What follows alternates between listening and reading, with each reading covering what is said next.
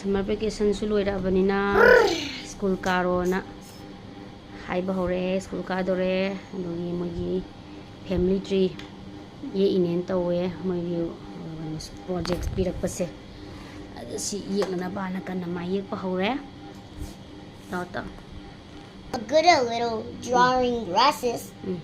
I am good at drawing grasses, but not nice grasses. I don't know how to draw like this grass. I only draw like this. I only know. Wow, phazare hayam phazare color dangai sa le ko family tree se ai color sang ba hore family tree loi dore color amuk sang ba hore tree man dore. Mommy, I'm done. Oh, wow. Siro family tree hai ja. Yeah. Wow, yam phazaiye yam haiye chadi.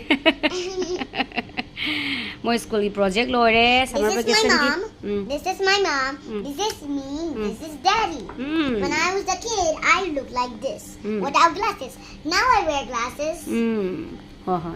Haiye yam phazare jagi. And my mommy was not this. My daddy is wearing glasses before, so he doesn't have a moment to wear glasses. Aya. Maram mo yam haira. Phazara.